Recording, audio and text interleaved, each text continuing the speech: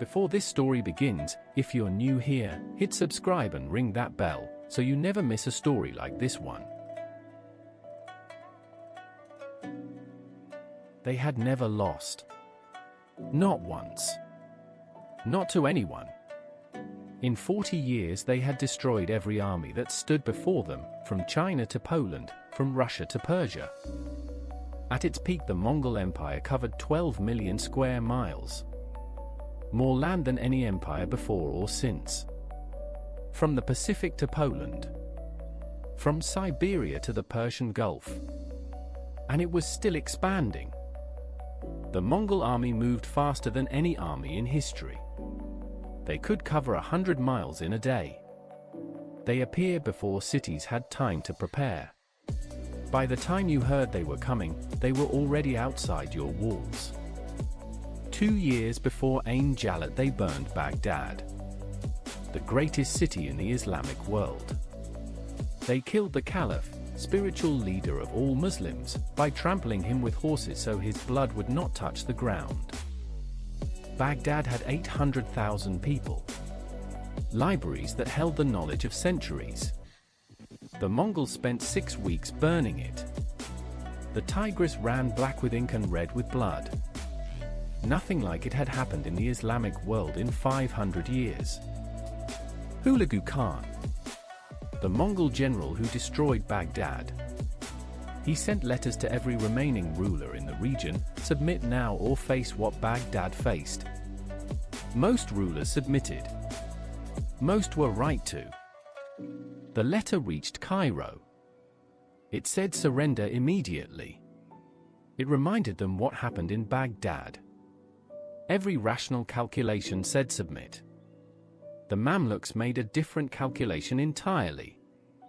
Qutuz read the letter. Then he executed the Mongol messengers and sent their heads back. In the entire history of the Mongol Empire no one had done that and lived. Qutuz had done it. And was already planning his next move. Those heads said one thing: we are not submitting, we are coming to fight you.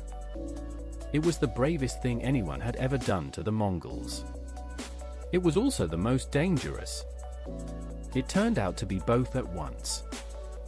The chronicler on what made the Mamluk decision so extraordinary given what the Mongols had already done. By 1260 the Mongols had destroyed Baghdad, killed the Caliph, and absorbed Syria. Every major Islamic power had submitted or been destroyed. Executing those messengers was not just a military decision. It was a statement of identity. We are Mamluks. We do not kneel. The Mamluk army marched out of Cairo toward Palestine. Slave soldiers, bought as boys, trained from childhood to fight. The finest soldiers in the Islamic world. They needed to be everything they had been built to be. The Mamluks were not born free. Bought as children. Brought to Egypt. Trained in horsemanship, archery, and swords from the moment they could hold a weapon. Slaves who became the most dangerous soldiers in the world. The chronicler on why the Mamluks were uniquely suited to face the Mongols. The Mamluks and the Mongols were more similar than different. Both were cavalry armies built around mounted archery and speed. Both trained from childhood. The Mamluks understood how the Mongols fought because they had been raised in the same tradition. That understanding was the key to everything at Ain Jalut. Qutuz, the Mamluk Sultan. He had been a slave himself, captured young, sold to Egypt, risen by skill and will. He knew what it felt like to have everything taken from you. He was not going to let it happen to his city. Baybars. The General Qutuz gave command of the advance force. A man of extraordinary military talent and equal ambition. He followed orders brilliantly. He also watched Qutuz constantly, calculating, measuring, waiting for his moment. The plan was Qutuz. Baybars would lead the advance force into the path of the Mongols. When they attacked, and they would attack, Baybars would fall back. He would lead them directly into the valley of Ain Jalut where the main army waited. The Spring of Goliath. That is what Ain Jalut means. Hills on both sides. A narrow entrance. The main Mamluk army hidden in the hills. All they needed was for the Mongols to come through the entrance. The Mamluks spent days preparing the valley. They studied every inch of terrain. They placed their hidden forces. They rehearsed the signals. When the Mongols came, there would be no confusion about what each soldier needed to do. The chronicler on the trap Qutuz designed and why it was perfectly suited to the Mongol way of war. Qutuz chose Ain Jalut because he understood how the Mongols thought. They always attacked at full speed when they saw an enemy retreating. Qutuz was going to use the Mongols' greatest strength against them, make them chase the bait directly into the trap. Qutuz, the Mongol general commanding in Palestine while Hulagu had returned east. He had fought from China to Hungary. He had never lost. He heard there was a Mamluk force ahead. He moved toward it without hesitation. Qutuz saw Baybars' advance force and attacked. When Baybars began to retreat, Qutuz followed, exactly as planned. The finest cavalry commander the Mongols had in the region was riding into a valley designed to kill him. Baybars' retreat had to be convincing. Too fast and the Mongols would stop. Too slow and his men would be cut down. He had to make the finest cavalry in the world believe they were winning long enough to lead them through the valley entrance. The main Mamluk army waited in the hills. Thousands of men in complete silence. They could hear the Mongols coming. They could see Baybars' force moving back through the valley below. Nobody moved. Qutuz was waiting for exactly the right moment. Qutuz watched from the ridge. Baybars was doing his job perfectly, retreating convincingly, not too fast, not too slow. The Mongols were following. The valley entrance was coming. Everything was exactly as planned. He held his hand up and waited. September 3, 1260. Baybars led the Mongols into the valley at full speed. They followed, the way they always followed a retreating enemy. They moved through the narrow entrance. They were inside the trap. They did not know it yet. Qutuz gave the signal. The Mamluk army came over both hillsides at the same time. The Mongols had been chasing a retreating enemy 1 second. The next second they were surrounded on every side. The Mongols were the finest cavalry in the world. In open ground they would have broken any army alive. In the narrow valley they could not use their speed, could not spread out, could not encircle. The trap had removed everything that made them unstoppable. The Mongols fought back hard. They were not men who gave up easily. But every direction was blocked. The army that always did the encircling was now the one being encircled. For the first time in living memory the Mongols were trapped. Baybars turned his force around and attacked from the far end of the valley. The Mongols now had enemies on every side, above them on the hills, in front from Baybars, closing from behind.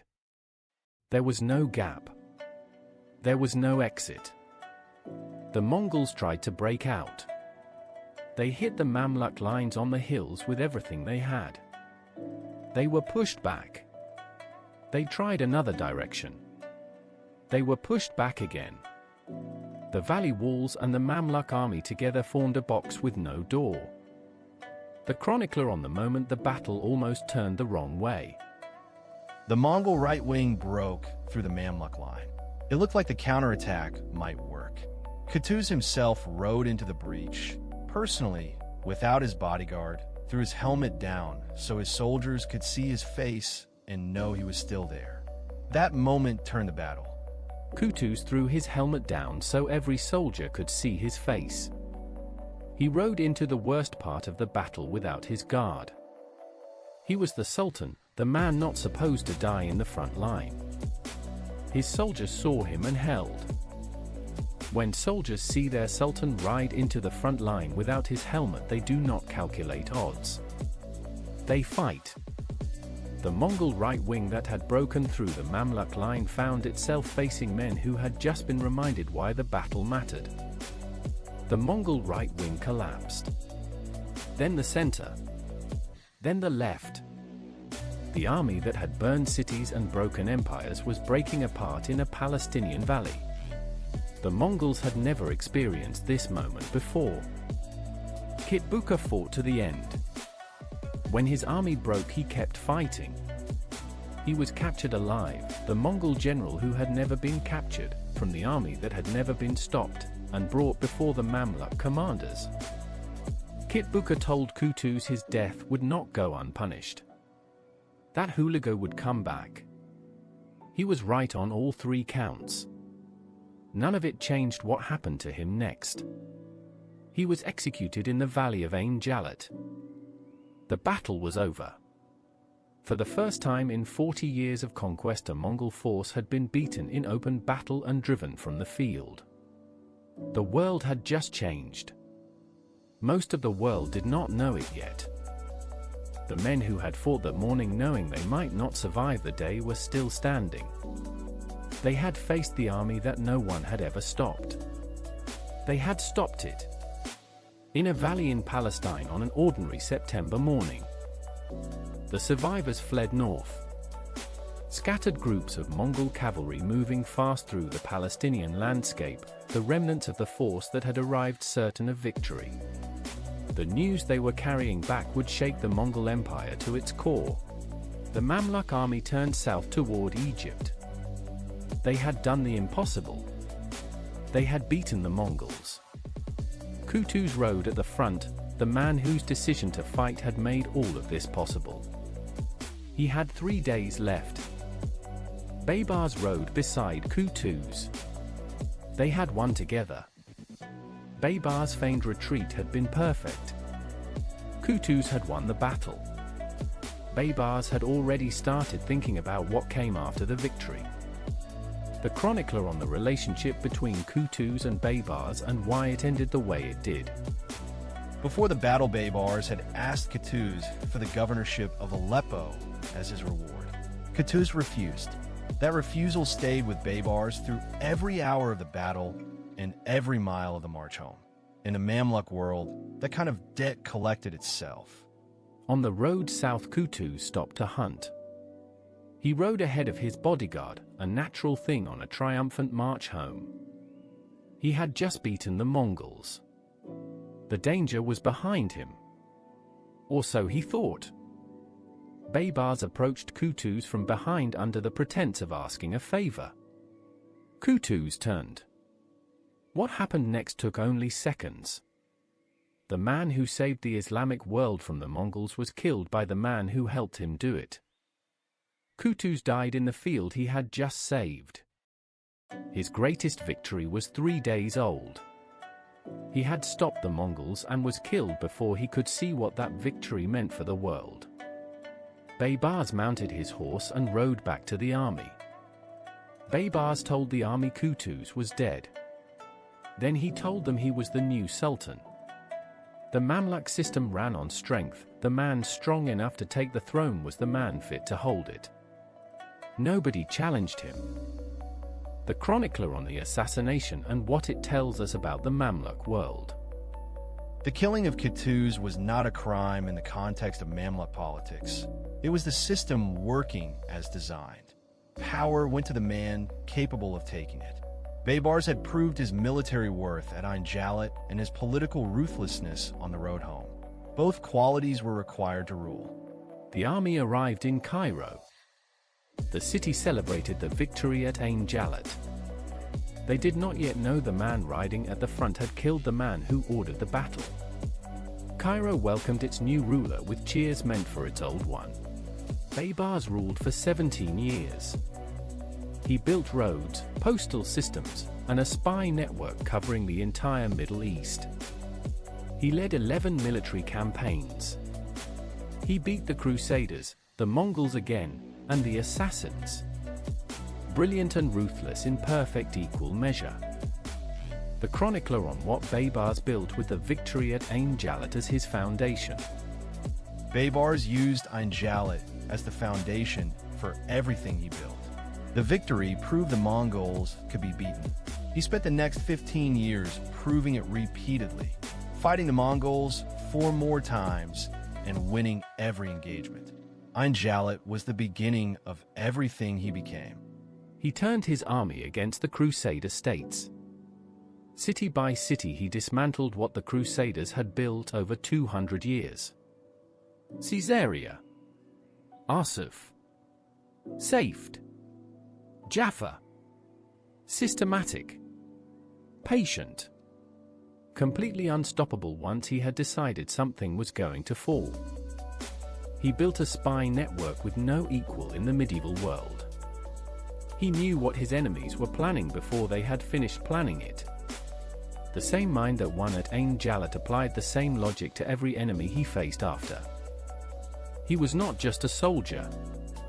He brought a descendant of the Abbasid Caliph to Cairo and restored the Caliphate, giving the Islamic world its spiritual center back after the Mongols had destroyed it in Baghdad. He understood that power needed religion and religion needed power. The chronicler on whether Ain Jalut truly stopped the Mongols permanently. The Mongols invaded again 3 more times. They were beaten each time, but the key consequence of Ain Jalut was psychological. It proved the Mongols were not invincible. Once an army knows its enemy can be beaten, it fights differently. The Mamluks never again faced the Mongols with the dread that had paralyzed every army before them. Ain Jalut stopped the Mongol advance into Africa completely. Egypt survived. North Africa survived. The entire Western Islamic world beyond Egypt survived because of what happened in one Palestinian valley on one September morning in 1260. The libraries that survived. The mosques that were not burned. The cities that kept standing because the Mongol advance stopped at Ain Jalut, that is the real legacy.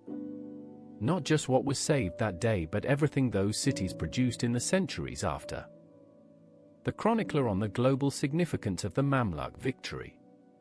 If the Mongols had taken Egypt, the consequences would have been enormous. Egypt was the breadbasket of the medieval Islamic world. The scholars and craftsmen who survived in Egypt went on to produce centuries of Islamic art, science, and philosophy. Ain Jalut preserved all of that. The Mongols came back 3 more times.